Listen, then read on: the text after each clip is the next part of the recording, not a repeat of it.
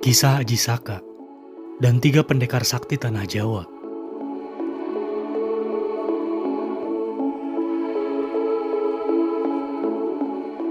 Ada banyak cerita menarik di balik aksara Jawa. Salah satunya, mengupas asal-usul aksara Jawa.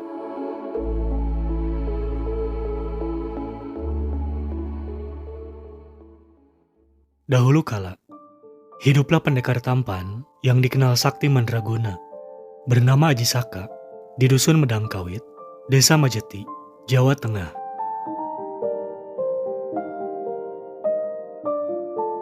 Ia memiliki sebuah keris pusaka dan sorban sakti. Bukan hanya sakti, ia juga rajin dan baik hati. Tak hanya Aji Saka, tiga pendekar lain juga memiliki peran serta kesaktian yang tinggi di tanah Jawa.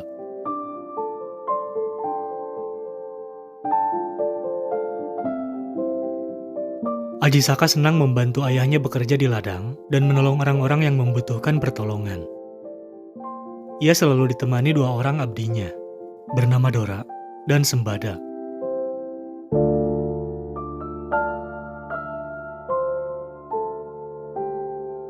Suatu ketika, Aji Saka meminta izin kepada ayahnya untuk pergi mengembara bersama Dora.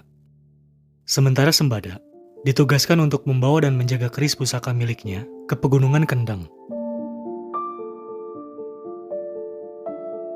Jauh sebelum dikenal tokoh sakti di zaman kerajaan Hindu, ternyata sudah ada pendekar sakti. Sebut saja di masa kejayaan Majapahit, Pajajaran, Mataram, atau kerajaan lainnya. Ialah Aji Saka. Sosok yang diceritakan ini merupakan pendekar paling sakti mandraguna pertama di Pulau Jawa. Konon, Aji Saka berasal dari India dan menjadi raja pertama di Pulau Jawa. Dijelaskan dari cerita kuno yang menyebutkan Aji Saka di masa lalu masuk ke tanah Jawa. Seiring kedatangannya, perlahan satu persatu makhluk gaib yang berada di Pulau Jawa diceritakan tunduk. Akan tetapi, ada suatu daerah yang tidak bisa dia kuasai, yaitu adalah Alas Purwo.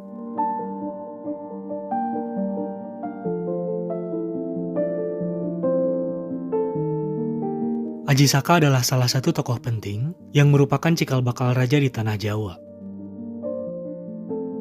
Aji Saka bermukim di daerah Jawa Tengah. Sebuah cerita kuno menyebutkan bahwa terdapat daerah bernama Sangwerdita Sangkala.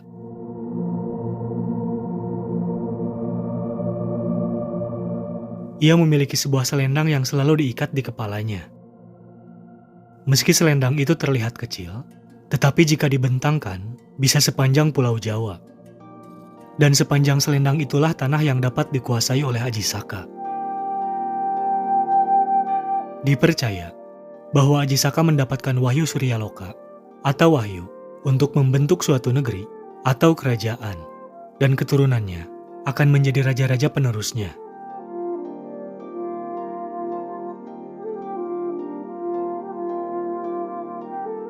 Diberikannya wahyu Suryaloka karena semasa kepemimpinan Aji Saka, suatu negeri yang ia bangun akan mengalami bencana yang dapat meruntuhkan negeri tersebut.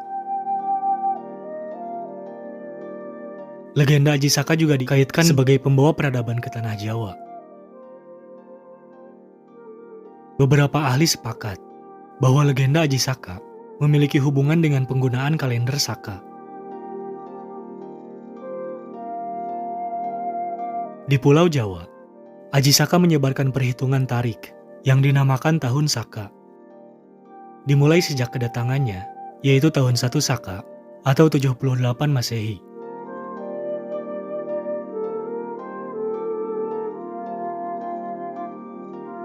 Selain memperkenalkan tahun Saka, Aji Saka juga menyebarkan pengetahuan membaca dan menulis sebagai dasar pengembangan kebudayaan. Pendapat ini memberi petunjuk bahwa penggunaan abjad di Pulau Jawa sudah dimulai sejak 78 Masehi, meskipun belum ditemukan bukti tertulis yang mendukungnya. Sementara cerita tentang pendekar sakti di tanah Jawa yang menghilang tanpa jejak, sampai saat ini masih melegenda. Ketiga pendekar ini memiliki kesaktian tingkat tinggi yang sangat sulit ditaklukkan oleh musuh yang cukup perkasa. Ada pula yang meyakini bahwa ketiga pendekar ini telah meninggal. Meski begitu, baik jasad ataupun kuburannya tidak ada yang berhasil menemukan, sehingga belum bisa dipastikan kebenarannya.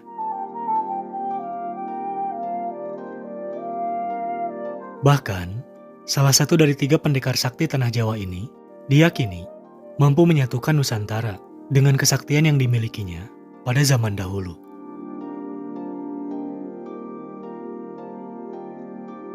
Berikut adalah rangkuman tiga pendekar sakti tanah Jawa yang menghilang tanpa jejak. Pertama, Mahapati Gajah Mada. Pada masa kejayaan Kerajaan Majapahit, ada seorang pendekar yang sakti mandraguna yang terkenal dengan nama Patih Gajah Mada. Bahkan, dengan kesaktiannya yang sangat tinggi, Sang Patih diketahui mampu menyatukan Nusantara. Namun, hingga saat ini, kematian Patih Gajah Mada masih terselubung misteri. Tidak ada yang tahu di mana keberadaannya, kapan Sang Patih meninggal, dan di mana letak kuburannya. Menurut cerita yang diyakini masyarakat, Patih Gajah Mada melakukan semedi untuk melepaskan jiwa dan raganya dari urusan duniawi dan tidak pernah diketahui bagaimana akhir dari perjalanan hidupnya.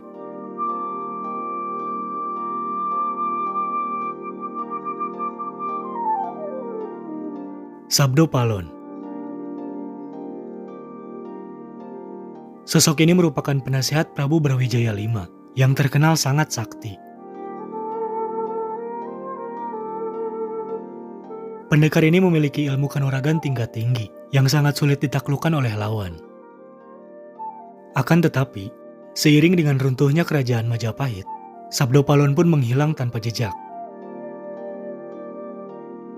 Tak ada yang tahu di mana keberadaannya. Menurut sejarah kuno, pendekar paling sakti ini diyakini belum meninggal dunia. Akan tetapi, ia sedang berada di dimensi lain.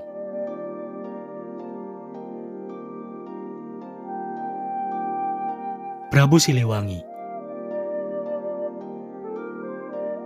Prabu Siliwangi, seorang raja yang terkenal sangat arif dan bijaksana, yang sangat dicintai oleh rakyatnya.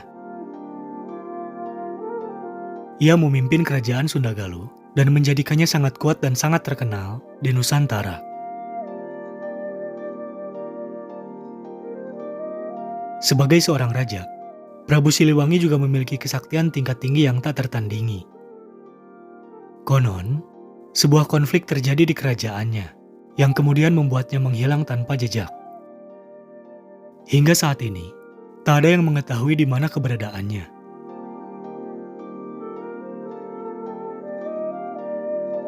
Menurut cerita yang diambil dari naskah-naskah kuno, Prabu Siliwangi menghilang dari kerajaannya untuk melakukan tapa brata hingga mencapai moksa.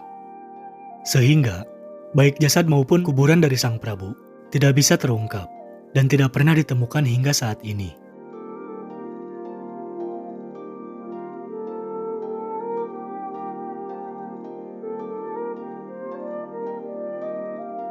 Itulah kisah kedatangan Aji Saka di Nusantara beserta kesaktiannya. Juga daftar 3 pendekar sakti di tanah Jawa yang masih belum diketahui keberadaannya.